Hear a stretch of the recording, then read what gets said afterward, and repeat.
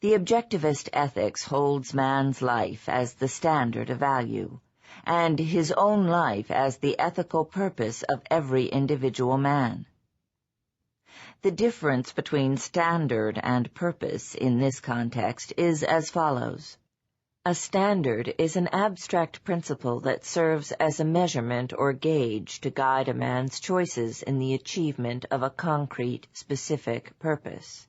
That which is required for the survival of man qua man is an abstract principle that applies to every individual man.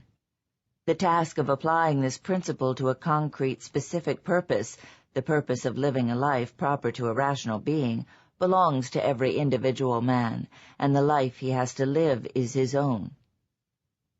Man must choose his actions, values, and goals by the standard of that which is proper to man, in order to achieve, maintain, fulfill, and enjoy that ultimate value, that end in itself, which is his own life. Value is that which one acts to gain and or keep. Virtue is the act by which one gains and or keeps it.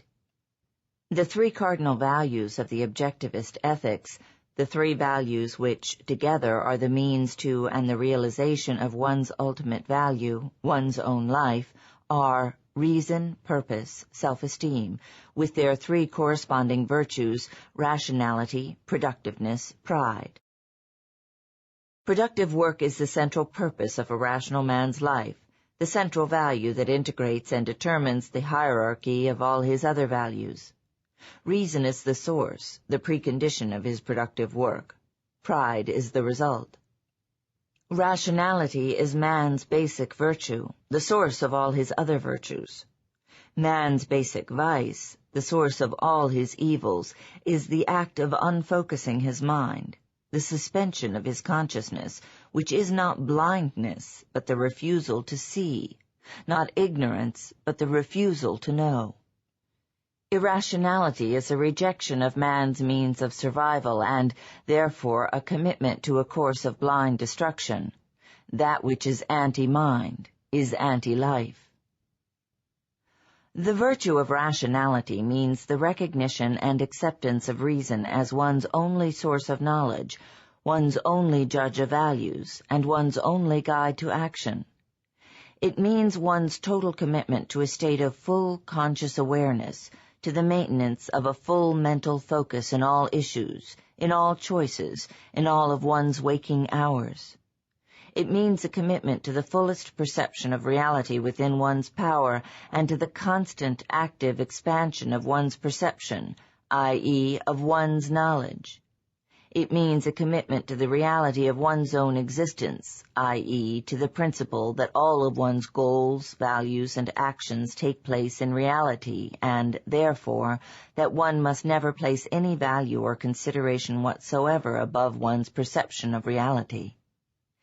It means a commitment to the principle that all of one's convictions, values, goals, desires, and actions must be based on, derived from, chosen and validated by a process of thought, as precise and scrupulous a process of thought, directed by as ruthlessly strict an application of logic as one's fullest capacity permits.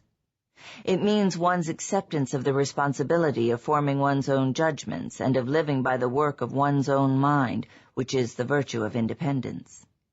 It means that one must never sacrifice one's convictions to the opinions or wishes of others, which is the virtue of integrity.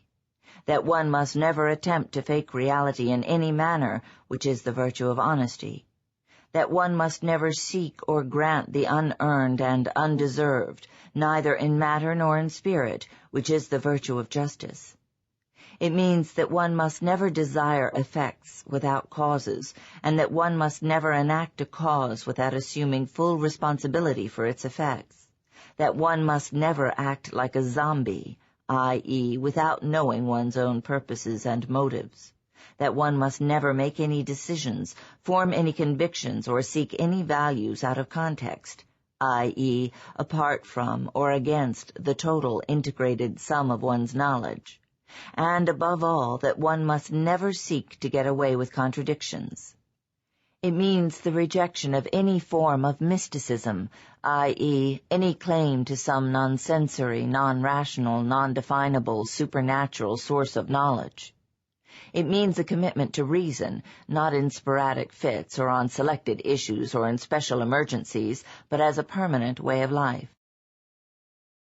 The virtue of productiveness is the recognition of the fact that productive work is the process by which man's mind sustains his life, the process that sets man free of the necessity to adjust himself to his background, as all animals do, and gives him the power to adjust his background to himself.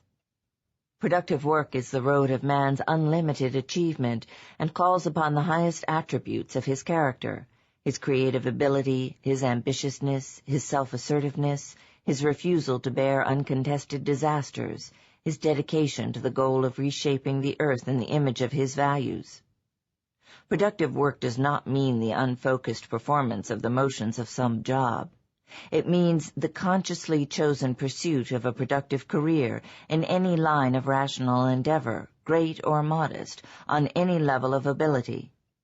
It is not the degree of a man's ability nor the scale of his work that is ethically relevant here, but the fullest and most purposeful use of his mind. The virtue of pride is a recognition of the fact, quote, that as man must produce the physical values he needs to sustain his life, so he must acquire the values of character to make his life worth sustaining, that as man is a being of self-made wealth, so he is a being of self-made soul, close quotes, Atlas Shrugged. The virtue of pride can best be described by the term moral ambitiousness. It means that one must earn the right to hold oneself as one's own highest value by achieving one's own moral perfection, which one achieves by never accepting any code of irrational virtues impossible to practice, and by never failing to practice the virtues one knows to be rational, by never accepting an unearned guilt and never earning any, or, if one has earned it, never leaving it uncorrected, by never resigning oneself passively to any flaws in one's character, by never placing any concern, wish, fear, or mood of the moment above the reality of one's own self-esteem. And, above all, it means one's rejection of the role of a sacrificial animal, the rejection of any doctrine that preaches self-immolation as a moral virtue or duty. The basic social principle of the objectivist ethics is that just as life is an end in itself, so every living human being is an end in himself, not the means to the ends or the welfare of others, and therefore that man must live for his own sake, neither sacrificing himself to others nor sacrificing others to himself.